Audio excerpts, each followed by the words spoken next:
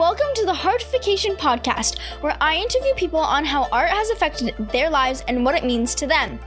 Art has a very special place in my life. It not only makes me feel happy, but it allows me to make others feel special.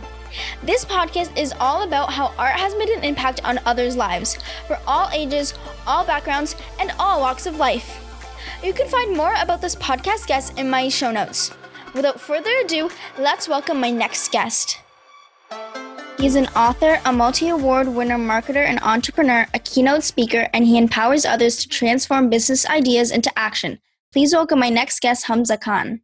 Hey, how are you? Congratulations on everything that you're doing. I'm truly inspired. This is a first for me, I must say. I've never been a guest on a podcast, and I don't even know how many podcasts I've done, but this is a brand new experience for me, and I feel alive. I feel like I'm looking at the future in the eyes. Thank you. So the first question I always ask is, how do you define art? I think I've been waiting for a long time to answer this question. No one's ever asked it. And I've never had a formal opportunity to express my thoughts on the matter. I have a lot to say, so I'm going to try my best to keep it concise. I define art as an expression of truth. What do I mean by that? Truth to me is something that's evident but unclear about the human condition. And so in this way, art can take the form of acting, of dancing, of speaking, of teaching, of writing, of singing. It's essentially a creative expression of truth. Now, in this way, art to me is something that's deeply personal. And let's say you're thinking about this in terms of graphic art. Graphic design is something that you do for other people, but graphic art is something that you do for yourself. And so in this way, I believe that art is something, again, deeply personal, something that you do for yourself. And if the expression of that truth through your art is powerful enough, then it draws others in and it helps them connect with their own truth in a way that design simply can't, if we're thinking about this in terms of graphic art. So that's my very fluid, nebulous definition of art. Thank you for asking. Yeah, definitely. And as you said, there's many forms of art. Like when I first thought of art, I would think of, painting, dancing, singing, that's it. But there's definitely many different forms of art, as you just said. Absolutely. And here's what's interesting, right? When you think about people who typically work in jobs or who have no artistic skills necessarily, but are still creative, who are we to say that what they're doing, whether it's forensic accounting, whether it's cooking, whether it is policing, is an art? They might treat it like an art. And so in a way, it kind of becomes an art form when they express themselves fully and truly. Yeah, definitely. Definitely. Like my definition of art is any way you can express yourself. Ooh, I like that. I like that a lot. And so would you consider then, for instance, sending a text message an art? Well, if you were to express yourselves, then yes. I can see that. I know some pretty artistic text messengers, if that's a thing, who can string together entire ideas, entire paragraphs using only emojis, for instance. So what art forms are you exposed to?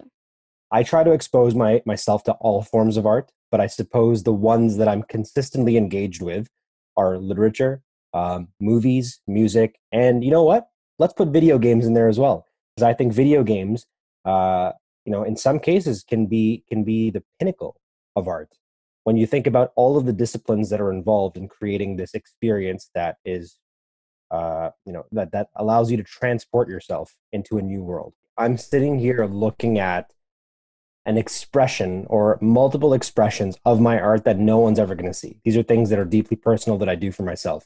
I'm looking at tomes of books over here, journals, fiction writing projects of things I'm never going to publish because I've done them entirely for me.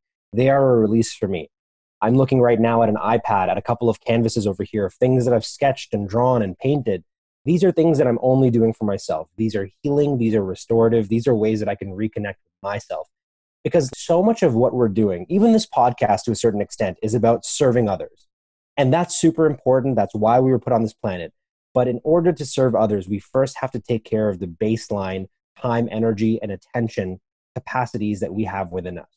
And so we have to look after ourselves. And a big part of that for me is expressing myself through creative art, through writing, through drawing, through painting, through sketching. Those are things that I do for myself. It's absolutely imperative that I do those things because they allow me to heal. They allow me to develop the mental elasticity necessary to then be useful and serving of others.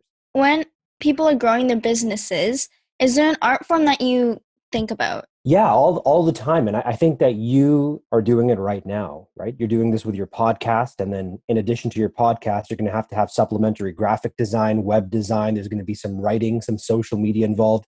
I love your definition of art, Avni. Any platform that allows a person to communicate with another person, to me, is basically a template. It's a blank canvas, if you will. And so I work in marketing, as you mentioned in the intro, and maybe I have perhaps a romantic, naive notion of marketing, but I believe that every person who engages in the act of marketing and communications has the ability to be an artist. And at the very least, they have the ability to be creative, as I mentioned earlier. So creativity, what is creativity other than the ability to make connections between seemingly disparate points? One of my best friends is not artistic in the traditional sense, but he is highly creative. And so maybe we need to redefine art and creativity altogether, given these different expressions. Yeah, definitely. And do you consider speaking to be a form of art? Oh, there's no doubt about that in my mind. I mean, when I first began to speak, I was performing what I thought a speaker was. And I imagine that you, when you started podcasting, you probably felt the same way. You were probably acting the way you thought a podcaster should act. But what happens is that you notice that your style and your truth resonates with a small group of people. And the more you lean into your truth, the further and further you allow yourself to be expressive about your stories, your ideas, your perspectives, you then find the words and actions and right kind of energy vibration, if you will, to communicate your truth. And that's, for me as a speaker, something that I strive to do every time I speak. Whenever I speak, it is as though I'm going on stage and allowing myself to be transported and dissolved into that room. I'm actually doing the most truthful performance that I can. And so whenever I go on stage, I treat it very much like an art, a personal art, to the point, honestly, Avni, where sometimes I walk off stage and I feel absolutely depleted. I feel like I've given my soul on stage. And those times when I feel like I've truly given everything that I have in my head and in my heart, you can see the lineup of people come afterwards to talk to me and tell me how much my message resonated with them. And, I'm there and I'm listening to it, but it's so hard for me to be appreciative in the moment because I'm overwhelmed by the release of my truth in the form of art. That's great. Is there a particular art that you are drawn to? Do you mean an artist or like just a form of art? Form of art. Oh yeah, I would say cinema. To me, movies are like lucid dreams. You think about the darkened atmosphere of a movie theater or even a living room. When we watch movies, we enter into a new world and we connect with multiple truths. The director's truth, the actor's truth, the cinematographer's truth. And I find it such a compelling medium. It's allowing us to dream and truly simulate another person's truth. So one of my favorite movies of all time is The Shining. It's such a vibrant film. I'm not sure if your dad will let you watch The Shining, maybe in a couple of years. It's a little out there. But when you're old enough, I would highly encourage you to watch that because it's the pinnacle. I consider it to be one of the peaks in the Mount Rushmore of filmmaking, such that when you watch that movie, you can feel the vibration and the frequency at which all of the cast and crew are operating. And what we're gifted with is this film that is undeniable, that has stood the test of time, that has inspired so many other films, that has become derivative almost. I mean, it reveals and it reveals and it reveals, and it wouldn't have been as good as it is had there not been an intentional effort to pool people's truth into it. Definitely. And are you attracted to any particular artist? Well, on the note of The Shining, right? So Stanley Kubrick as a director, musically, I'm a big fan of Drake, for instance. In terms of like classical art, big fan of Michelangelo, Leonardo da Vinci. In terms of actors, huge fan of Cate Blanchett, and the list goes on and on and on. Let's throw Kanye West in there as well. But I think the artist, in an abstract sense, that I'm most inspired by and most attracted to, is that your question? Which artist am I most attracted to? Yes. I would say whatever the artist of the universe is. Now, is that God? Is it time? Is it science? Is it causality? I have no idea. I believe it's God. but whoever and whatever created the universe that gifted us with everything in it, from planets right down to microscopic organisms, that is the artist that I'm most attracted to. That's amazing. And so my Heartification project is all about giving back to the community, specifically to those with disabilities and illnesses. So how do you give back to the community? I think for starters, I'm generous to a fault with my time and my insights and even my money. I regularly volunteer, waive fees, donate, check in, give back, and support whoever and whatever person and organization is in need. But I've had to become more intentional about that in the last couple of years. So I've created a not-for-profit organization called Resilient 100. And I did this in 2016, 2017, and it is a not-for-profit that is dedicated to helping youth, just like yourself, Avni, to build resilience capacity. Because I believe that a human's capacity to be resilient, which is the ability to adapt to and withstand stress, is nothing short of a superpower. It's something that is just part and parcel of the experience of being alive, on being on this planet. But I think that humans can manifest it better than anyone else.